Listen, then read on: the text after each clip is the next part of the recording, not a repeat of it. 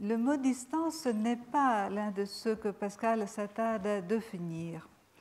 Dans sa première lettre au Père Noël concernant ses expériences sur le vide, le jeune savant avait coupé court aux élucubrations de son interlocuteur, le rappelant à une règle universelle de méthode qui consiste dans l'exigence de ne raisonner que après avoir trouvé un accord sur le sens des mots. Si nous rapportons cela à la méthode de raisonner dont nous avons parlé, nous trouverons qu'il faudrait auparavant être demeuré d'accord de la définition de l'espace vide, de la lumière et du mouvement. La même exigence est énoncée de façon encore plus claire dans l'opuscule de l'esprit géométrique, où nous lisons « On ne reconnaît en géométrie que les seules définitions que les logiciens appellent définitions de nom. Le nom imposé demeure dénué de tout autre sens, s'il en a, pour n'avoir plus que celui auquel on le destine uniquement. » Et cependant, l'œuvre entière de Pascal nous atteste à quel point les mots, en dehors de leur emploi pour une formalisation du raisonnement, sont voyageurs. Ils émigrent d'un registre rhétorique à l'autre, d'un domaine à l'autre du savoir, en véhiculant chaque fois une partie de la richesse sémantique qu'ils ont acquise le long du chemin. On peut même dire que la cohérence de l'univers de Pascal réside dans cette mobilité de notions et d'images qui, une fois élaborées dans le contexte de la recherche scientifique, changent d'ordre, passent vers une sphère morale, philosophique ou théologique, se chargent de valeurs poétiques, deviennent les mots-clés d'une vision du monde. Je voudrais donc proposer quelques réflexions sur l'usage du mot distance dans les pensées, en tenant compte aussi de la présence ou d'une absence significative du même lemme dans d'autres écrits de Pascal. Le sujet que j'aborde mériterait peut-être des développements que je ne fais ici qu'ébaucher. Si l'on considère la constellation thématique et conceptuelle qui semble graviter autour de ce vocable, distance. Les concordances des pensées révèlent un fait assez surprenant. Le lemme qui nous intéresse revient 8 fois dans la totalité des pensées, avec 2 occurrences ultérieures de l'adjectif distant, distance, distante, donc une dizaine d'occurrences, et, c'est l'aspect le plus intéressant, cela dans 5 fragments, dont 3 sont parmi les plus célèbres et les plus emblématiques du texte pascalien. Donc sur 10 occurrences, 8 appartiennent à 3 fragments qui sont parmi les plus centraux du texte. Il s'agit de l'immense fragment 230 de l'édition Sellier, c'est-à-dire le discours qui a pour titre « Disproportion de l'homme », que l'on connaît aussi comme le fragment des 2 infinis, du fragment 339, connu comme le fragment des 3 ordres, orchestrant avec le mouvement d'un poème en prose un thème qui structure la vision du monde de Pascal, du fragment 680, Infini rien, celui que nous venons de voir, que l'édition Sellier identifie comme le discours de la machine et que l'on connaît comme le fragment du pari. Les 2 fragments qui restent, 683 et 757, peuvent apparaître face à l'importance majeure de ceux que je viens de citer plus anodins. Nous verrons qu'il n'en est pas ainsi. En particulier, le premier apporte un complément indispensable au fragment des 2 infinis, aussi bien qu'au fragment des 3 ordres, par son insistance sur l'homme paradoxal et sur la dialectique de la misère et de la grandeur. Un examen rapproché des passages qui nous intéressent, ce qui crève les yeux, c'est la relation intime qu'ils établissent entre la distance et l'infini. Soit que l'infini devienne l'adjectif de la distance, dans le syntagme distance infinie, soit qu'il contienne comme un horizon et relativise comme un absolu les dialectiques de la distance et de la proximité.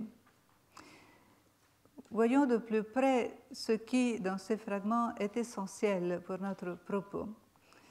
Le fragment 230 fait partie de l'alias Transition de l'homme à Dieu. Il joue dès ses premières notes la musique de l'éloignement. Vous l'avez sous les yeux, que l'homme contemple donc la nature entière dans sa haute et pleine majesté, qu'il éloigne sa vue des objets bas qui l'environnent, qu'il regarde cette éclatante lumière mise comme une lampe éternelle pour éclairer l'univers, que la terre lui paraisse comme un point au prix du vaste tour que cet astre décrit. Après avoir développé la contemplation des deux infinis, le texte se ramène vers ce milieu dans lequel l'homme vit sa pénible disproportion. Je cite, « borné en tout genre, cet état qui tient le milieu entre deux extrêmes se trouve en toutes nos puissances. Nos sens n'aperçoivent rien d'extrême, trop de bruit nous assourdit, trop de lumière éblouit, trop de distance et trop de proximité empêchent la vue. » Le fragment des trois ordres, sur lequel je reviendrai à la fin, concentre dans son incipit deux parmi les 8 occurrences qui nous intéressent. La distance infinie des corps aux esprits figure la distance infiniment plus infinie des esprits à la charité, car elle est surnaturelle. Le fragment du Pari en rassemble 3, et chaque fois elles sont en rapport avec l'adjectif infini ou avec le substantif infinité. Je lis ces lignes que vous avez dans l'exemplier. Examinons donc ce point et disons « Dieu est ou il n'est pas ». Mais de quel côté pencherons-nous? La raison n'y peut rien déterminer. Il y a un chaos infini qui nous sépare. Il se joue un jeu à l'extrémité de cette distance infinie où il arrivera croix ou pile. Que gagerez-vous?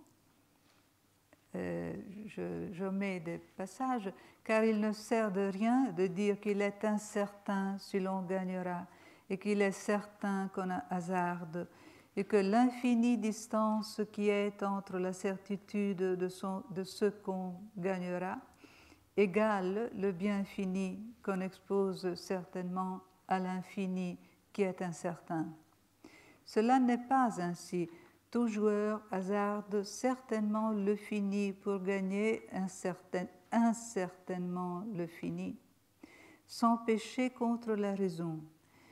Il n'y a pas infinité de distance entre cette certitude de ce qu'on s'expose et l'incertitude du gain. Cela est faux. Dans le fragment 757, l'infini n'est pas en question, sinon de façon indirecte, puisque la notion de distance est introduite de façon opératoire dans la dynamique d'une comparaison entre des grandeurs morales. Y a-t-il plus de distance de l'infidélité à la foi que de la foi à la vertu? L'interrogation est ironique dans le contexte du fragment. Ailleurs, une autre distance, un loin plus absolu, se soustrait à l'incertitude comme à la figure du chiasme, qu'il y a loin de la connaissance de Dieu à l'aimer. C'est le fragment 409. Et encore un autre synonyme vient à l'esprit, différence, d'après le fragment 397, qui introduit avec moins de pathos, mais avec autant de gravité, un schéma presque identique. L'expérience nous fait voir une différence énorme entre la religion et la bonté. Mais le fragment 683, qui traite de la distorsion de l'homme entre la ressemblance à Dieu et le rabaissement au niveau des brutes, supposant le dépassement vers le haut ou vers le bas de cet impossible milieu, qui est le lieu fluctuant de l'humaine condition, vient colorer l'infini des couleurs violentes de l'émotion. Que deviendra donc l'homme? Sera-t-il égal à Dieu ou aux bêtes? Quelle effroyable distance! Que serons-nous donc qui ne voit par tout cela que l'homme est égaré, qu'il est tombé de sa place, qu'il la cherche avec inquiétude, qu'il ne la peut plus retrouver? Et qui l'y adressera donc? Les plus grands hommes ne l'ont pu. Revenons brièvement en arrière. L'idée d'infini, tout ainsi que celle de vide, prend ses plis et ses tours dans le domaine de la connaissance scientifique. L'une, l'idée d'infini, s'engendre dans l'ordre géométrique pour s'étendre ensuite à l'ordre des réalités physiques et s'épanouir dans une représentation de l'univers sur lequel Pascal projette les caractères abstraits de l'espace géométrique, homogène, isotrope, indifférencié, dégagé de toute référence qui permettrait de mesurer le haut et le bas, l'intérieur ou l'extérieur, infiniment extensible et divisible à l'infini. L'autre, l'idée de vide, s'affermit, si l'on peut dire, au milieu des expériences de physique, et c'est grâce à elle que s'opère la transposition physique et cosmologique d'un espace infini éminemment abstrait. Mais la problématique de l'espace chez Pascal est un tel carrefour interdisciplinaire que les études pascaliennes, quoique innombrables, renoncent à l'embrasser dans son entier. D'un côté, cette problématique de l'espace, est au centre de la définition pascalienne de la géométrie, dont Jean Ménard a souligné l'originalité. L'objet de la pure géométrie est l'espace, dont elle considère la triple étendue en trois sens divers qu'on appelle dimensions. Il ne manque pas des lieux dans le corpus des écrits de Pascal où le jeune géomètre s'opposant aux vues du Père Noël qui réifie et matérialise l'espace tente d'approcher par une voie négative et tautologique la définition de cette réalité qu'ailleurs il considère nettement comme indéfinissable. Je le cite, d'où l'on peut voir qu'il y a autant de différences entre le néant et l'espace vide que de l'espace vide au corps matériel, et qu'ainsi l'espace vide tient le milieu entre la matière et le néant, écrit-il. Et encore, il est vrai que l'espace n'est ni corps ni esprit, mais il est espace. Ainsi, le temps n'est ni corps ni esprit, mais il est temps.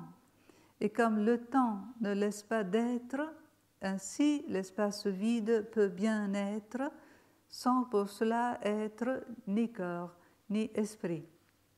D'où il est aisé de percevoir que espace et espace vide tendent secrètement à devenir synonymes dans l'argumentation de Pascal. De l'autre côté, le lexique de l'espace possède une formidable dimension rhétorique. Il est à l'origine d'innombrables investissements métaphoriques et symboliques. Et il est à peine nécessaire de rappeler que, par le biais de l'imaginaire, les schèmes topologiques apportent une contribution essentielle à l'expression de la philosophie et de la spiritualité de Pascal. L'on pourrait même soutenir que dans plusieurs fragments des pensées, deux différents modèles topologiques s'affrontent, l'un abstrait et géométrique, l'autre affectif et symbolique, fonctionnant à l'inverse et qui finissent pourtant par s'intégrer. Dans le second, les catégories de bassesse et d'élévation, d'intérieur et d'extérieur, de centre et d'éloignement retrouvent leur pertinence, tout ainsi que dans l'expérience humaine concrète de l'espace. L'homogène et l'indifférencié, l'espace infiniment extensible et divisible, se confrontent alors, comme par une dramatique tout intérieure au texte pascalien, avec un espace qualitatif, valorisé affectivement et moralement, dans lequel le vide infini se nomme abîme, le milieu si abstrait devient vaste et orageux comme la mer, le centre se fait demeure, et il y a un vrai lieu, fragment 19, à rechercher, et le geste d'entrée peut changer la vie, tandis qu'un renversement du pour au contre peut faire de la bassesse la révélation de la gloire.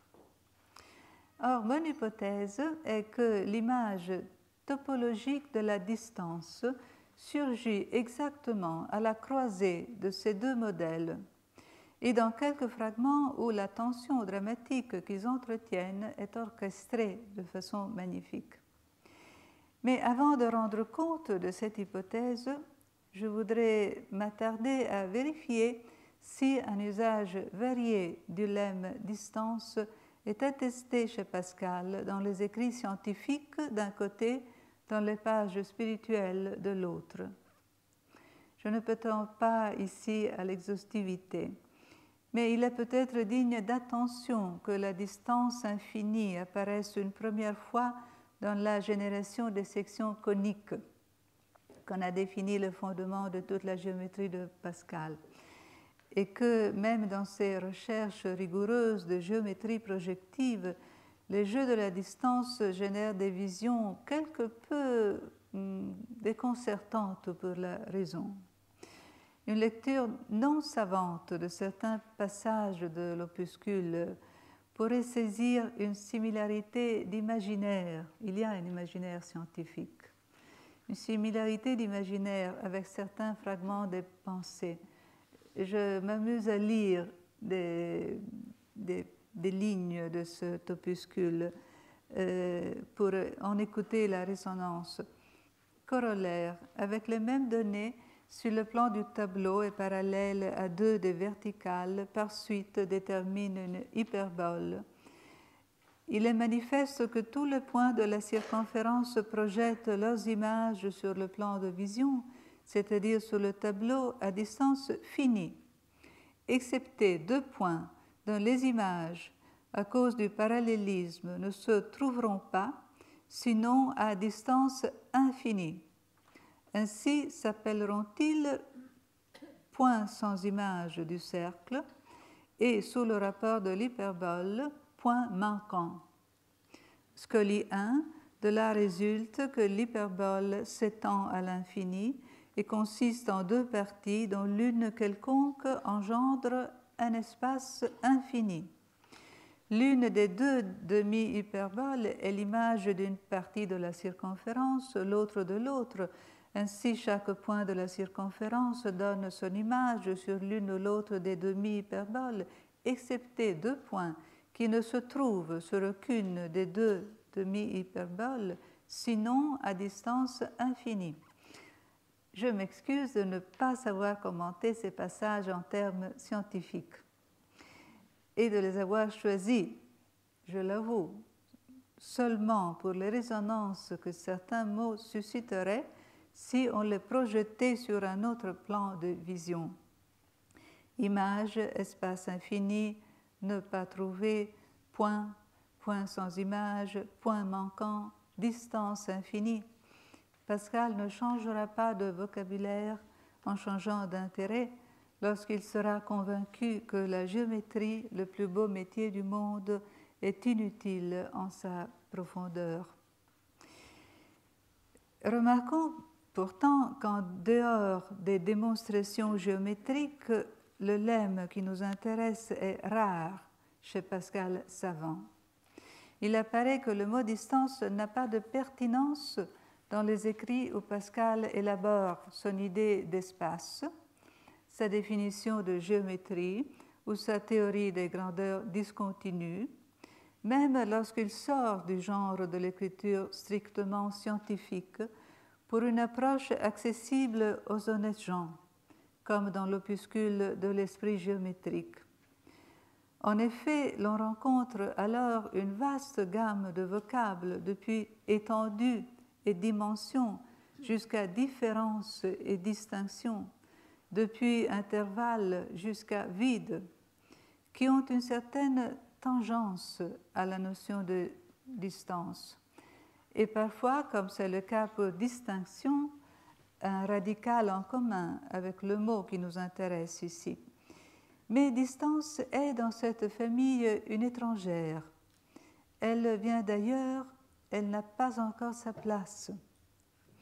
Il est également surprenant, de l'autre côté, de vérifier que dans des morceaux spirituels, comme l'écrit sur la conversion du pécheur, ou comme la prière pour le bon usage des maladies, voire dans des textes théologiques comme les écrits sur la grâce, le lemme que nous poursuivons n'a pas une meilleure fortune.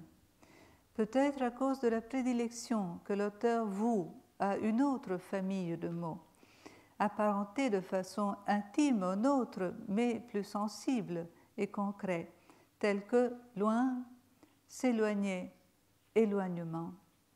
Ce sont ces derniers qui disent, par une vibration de nostalgie, que leur sonorité même semble mystérieusement entretenir un état de dissemblance entre créateur et créature, une fracture, une perte, que seule la grâce qui coûte cher de l'augustinisme janséniste, peut redresser.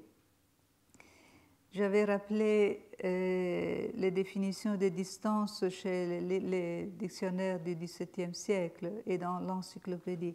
Dans les dictionnaires modernes, l'on retrouve les synonymes que le dictionnaire classique avait déjà enregistrés. Et ce sont les mêmes qui caractérisent régulièrement, comme nous avons vu, les différents registres de la réflexion de Pascal. Éloignement, espace, étendue, intervalle. Demandons-nous alors pourquoi et à quelles conditions Pascal recourt, au-delà de tant de synonymes, au lemme distance, jusqu'ici cantonné dans la démonstration géométrique. Pourquoi lui donne-t-il une place royale dans les plus stratégiques de ces fragments? En réalité, la distance qui surgit dans quelques fragments de Pascal, si rare et fulgurante qu'elle impose une réflexion, pourrait avoir une source littéraire dont des études récentes contribuent à mettre en lumière toute la portée. Distancia, qui peut signifier aussi bien distance qu'indifférence, distraction, est un mot familier à la littérature patristique et monastique et pourrait se situer sans difficulté dans le sillage du diastema, cher aux stoïciens.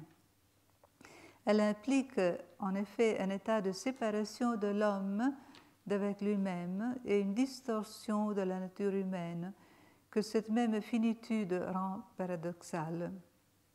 Celui que Pascal a considéré lui aussi comme le dernier des pères, Bernard, dans le sermon 82 sur le cantique.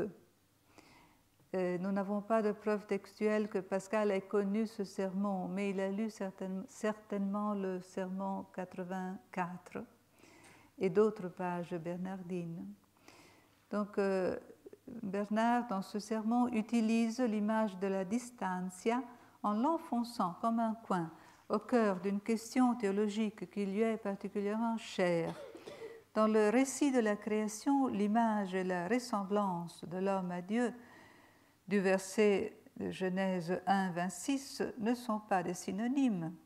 L'homme a la possibilité de perdre la ressemblance avec Dieu, mais non pas celle d'effacer en lui-même l'image de Dieu. Entre l'image ineffaçable et l'état de dissemblance dans lequel en fait l'homme s'incurve, il y a donc l'espace d'une distancia, d'un intervalle, vaste de la tragique amplitude de la regio dissimilitudinis augustinienne. Cette terre d'exil sépare l'homme de Dieu et à la fois de lui-même, c'est-à-dire de l'inadmissible image qui le rend humain.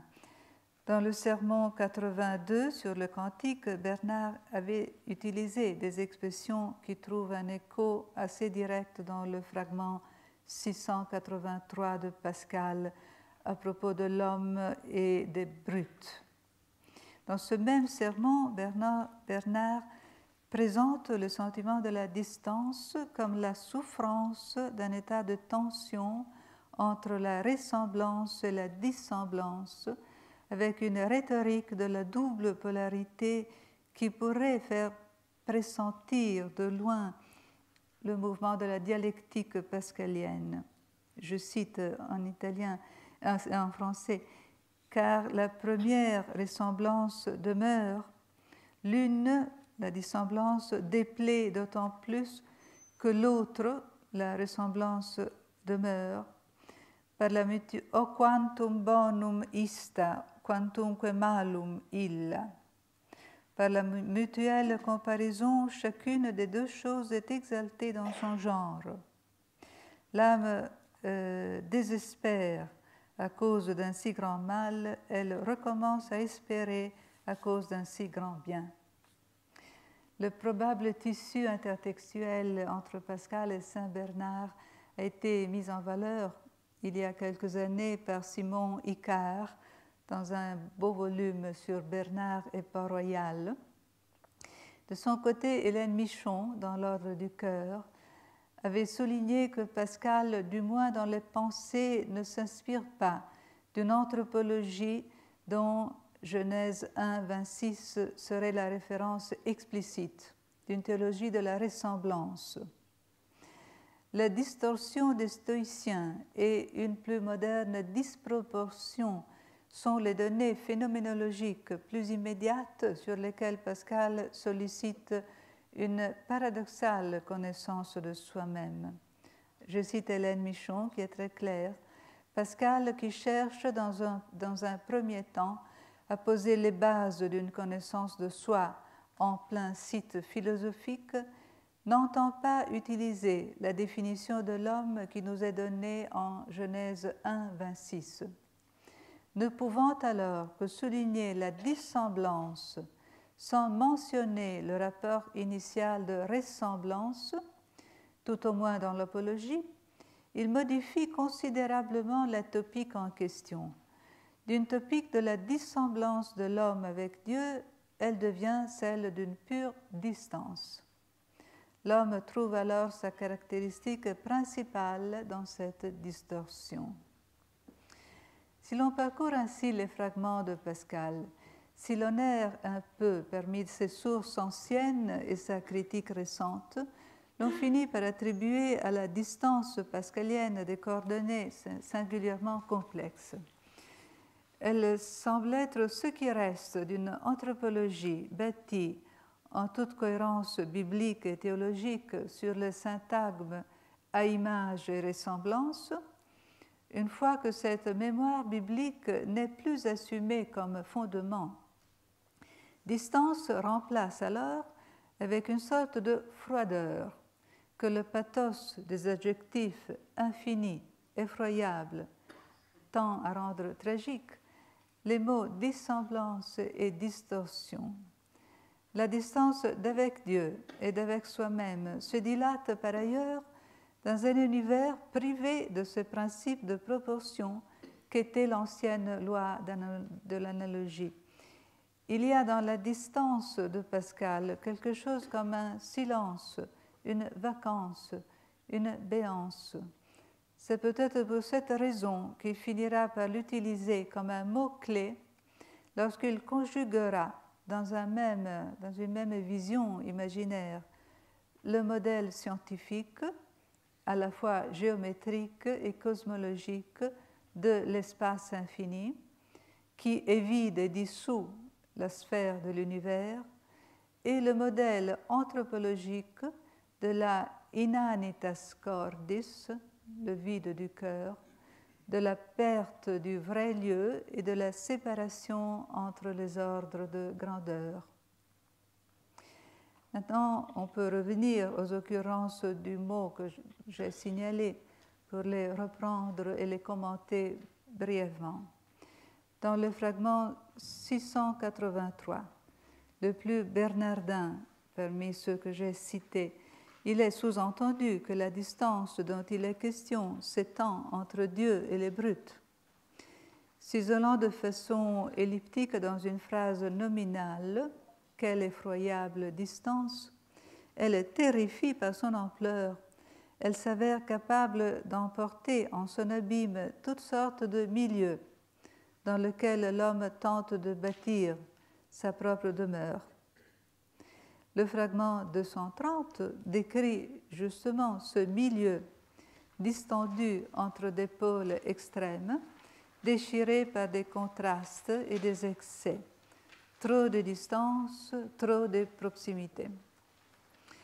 L'usage, ou plutôt les usages de notre lemme dans le fragment du Paris mérite de retenir davantage l'attention. Il y a un chaos infini qui nous sépare. Il se joue un jeu à l'extrémité de cette distance infinie. Distance infinie paraîtra ici, de prime abord, interchangeable avec ce chaos infini qui s'interpose entre la raison et Dieu, tout comme l'espace infini s'interposait dans le fragment 230, le fragment des deux infinis, entre l'homme et les extrêmes, également soustraits à sa connaissance. Tant il est vrai que le naufrage de la pensée dans la contemplation de l'infini était dans ce fragment le signe creux du Dieu que l'esprit ne peut pas embrasser. Cependant, ici, dans le fragment du Paris, c'est justement le mot distance qui est le pivot d'un renversement du pour au contre. Le joueur tente de se soustraire au risque du pari, c'est-à-dire au risque de miser le fini en vue du gain incertain de l'infini, en opposant à la fascination de l'infini le poids d'un autre infini, l'incertitude elle-même infinie, c'est-à-dire un mauvais infini qui sortirait l'effet de rendre infinie la valeur des choses finies et d'arrêter par conséquent la main prête à jouer. Je relis pour plus de clarté le passage. L'infinie distance qui est entre la certitude de ce qu'on gagnera, ici il y a un anacolute du point de vue de la syntaxe, égale le bien fini qu'on expose certainement à l'infini qui est incertain. Mais ce n'est pas ainsi, ajoute Pascal. Cette infinie distance entre le risque et le gain n'existe pas. La raison peut la maîtriser, elle qui bride le hasard par la règle des parties, si bien que la distance infinie subsiste, tragique sans être chaotique. On remarquera le déplacement de l'adjectif dans les deux syntagmes infinie distance et distance infinie, et la différence de tonalité qui en découle. Une distance capable de garder dans toute sa pureté l'ordre axiologique entre le fini et l'infini. Le jeu mystérieux est, à ces conditions, digne d'être joué. Pour conclure, une autre distance infinie attire notre attention, celle du fragment 339 sur les trois ordres des grandeurs. Cette page culminante où Pascal, par excellence l'écrivain de l'inachevé, exprime son effort de penser la totalité et condense en quelques versets sa vision du monde.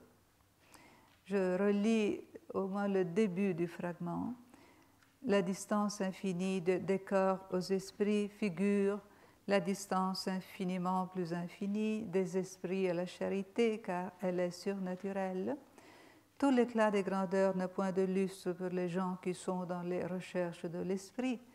La grandeur des gens d'esprit est invisible aux rois, aux riches, aux capitaines, à tous ces grands de chair.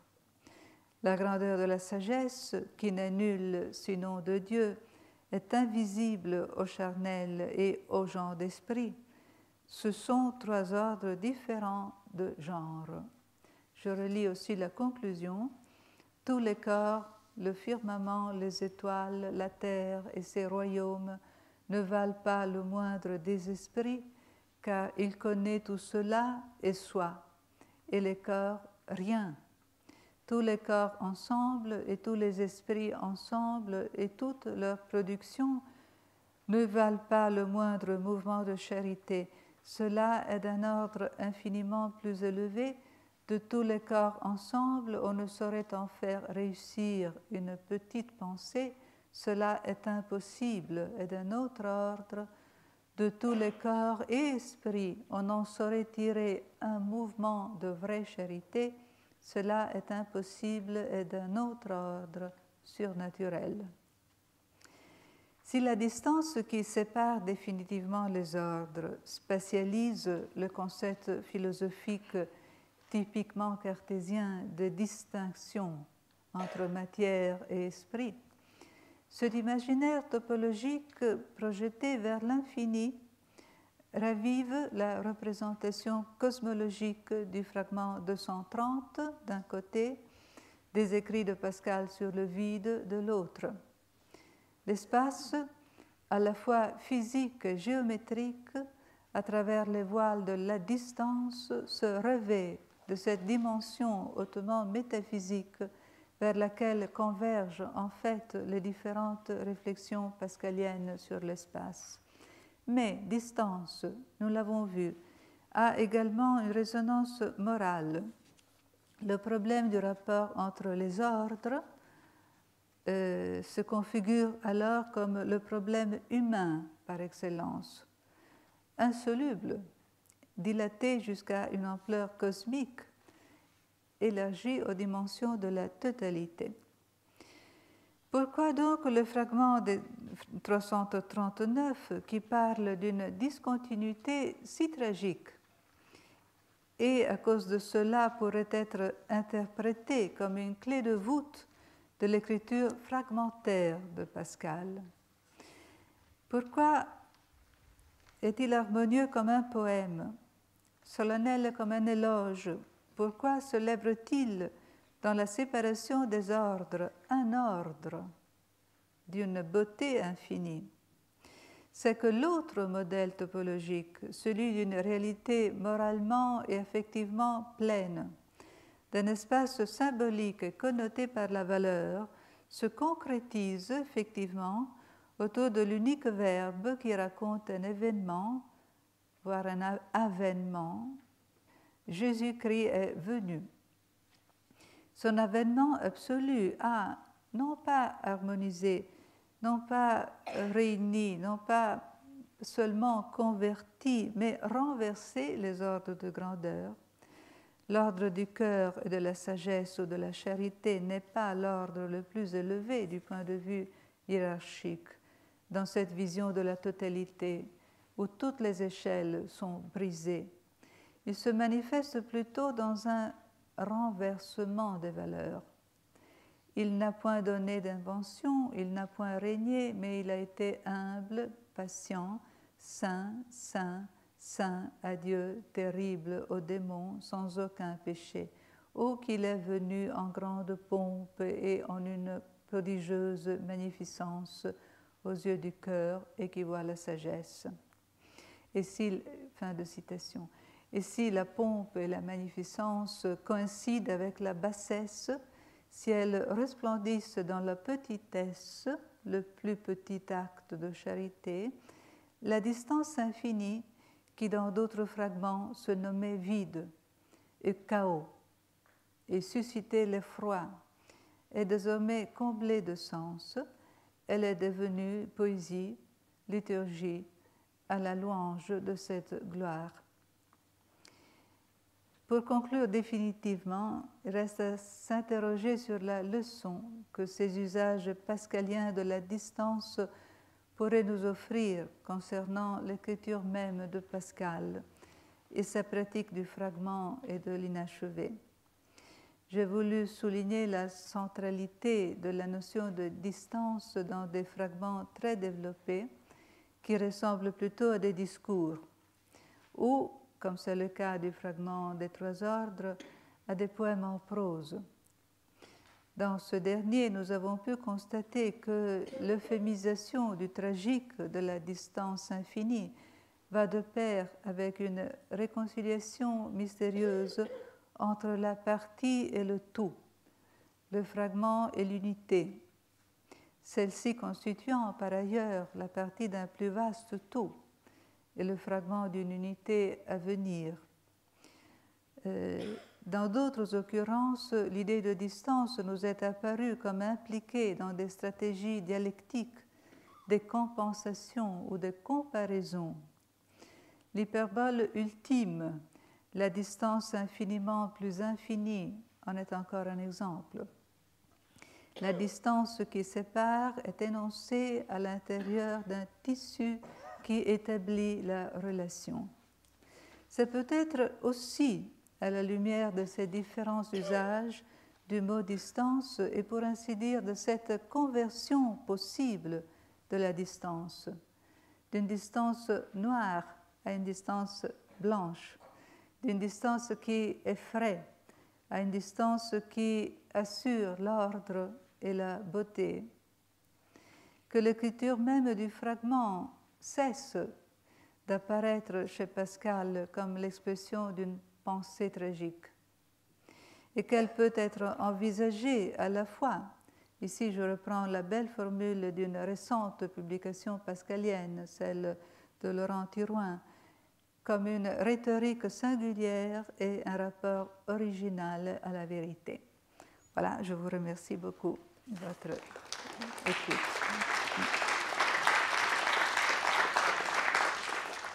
Le pari était bien difficile et nous avons tous vu avec quelle finesse Madame Benedetta Papassoli a su aborder cette pensée et, je cite, des définitions à la fois tragiques, Goldman, géométriques, pleines de vertige, avec le désir, le besoin, en même temps d'un point d'où en juger.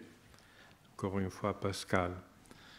En effet, toute la première partie de cet exposé si riche a fait un état de la question historique, comment un ensemble de fragments a pu devenir une série d'éditions et de livres si différents l'un de l'autre. Et je dirais que ce bilan est à son tour extrêmement fascinant. On pourrait même se demander de quel Pascal sommes-nous chacun héritiers. Mais il suffirait peut-être de faire ici même une petite enquête sur notre Pascal personnel, notre édition à nous. D'autre part, la deuxième partie a été également vertigineuse et je voudrais peut-être commencer par là, puisque cette lecture d'un terme et d'un thème, la distance, infinie distance, distance infinie, et c'est peut-être la première question que je voudrais te poser, ouvre un autre vertige, parce que dans ce fragment 339 que vous avez au centre de l'exemplier, vous voyez qu'au moins dans deux fragments ou deux mouvements de cette espèce de poème en prose, il y a en même temps la confirmation rythmique de cette distance, mais aussi quelque chose qui n'est pas neutre, n'est pas ingénu, puisque dès le troisième fragment, on imaginerait s'ouvrir un autre horizon. La grandeur des gens d'esprit est invisible, au roi, aux riches, aux capitaines. La grandeur de la sagesse, qui n'est nulle sinon de Dieu, est invisible au charnel. Donc, le problème même de la distance semble ouvrir encore à quelque chose qui va dans la direction Goldman, à savoir le vertige de l'invisible. Alors, c'est une question que vraiment je te pose. Pouvons-nous nous hasarder à réduire cet abîme, puisque la distance même ouvrirait dans ce fragment, ouvrirait à un autre espace encore plus radicalement scindé, cet espace d'où l'invisible commence. Donc il y aurait là tout, encore une fois, ces espaces infinis m'effrayent, mais alors l'invisible, je dirais, une espèce d'horizon au-delà encore de toute distance. J'aime toujours me ressouvenir d'un petit passage du traité de l'amour de Dieu de François de Sales lorsque je lis le fragment des trois ordres, parce que François de Sales dit « L'homme est la perfection de l'univers, l'esprit est la perfection de l'homme, l'amour est la perfection de l'esprit et la charité est la perfection de l'amour. » Donc là, il y a une parfaite continuité de l'univers à l'amour, disons, à travers des passages continus. Et effectivement, Pascal renverse complètement cette perspective. Mais il faut dire que l'effet du poème en prose, qu'est le fragment 339, est l'harmonie, le résultat de cet ordre des trois ordres est un ordre. Les trois ordres divisés par la distance infinie produisent un ordre. Et l'ordre se projette dans la beauté du fragment. Le fait que la distance infinie qui s'ouvre d'un ordre à l'autre est sur le plan de la page est réduite à un trait de plume. Pascal sépare les alinéas par un trait de plume. Et là, c'est ce qui reste de cette distance infinie. C'est comme si le caractère poétique de l'écriture reflétait la beauté infinie de cet ordre, de la totalité. Le fait que tous les corps ensemble, tous les esprits ensemble ne peuvent pas produire le plus petit acte de charité n'est pas quelque chose de désolant ou de tragique. C'est la merveille. Enfin, je ne sais pas si là, si c'est une interprétation personnelle, une réaction subjective qui joue, mais le fragment des trois ordres est aussi un éloge, c'est un éloge de l'ordre universel. Est-ce que je me trompe? Je ne sais pas. Ça va un peu dans la direction d'une apologie, comme les amis de Port-Royal le souhaiteraient. Mais je n'ai pas le titre pour parler de Pascal, puisque dans la salle, et je remercie vivement Jean Ménard d'être là, il y a les vrais experts pascaliens. Donc, je leur laisse la parole et aussi aux auditeurs qui voudraient intervenir.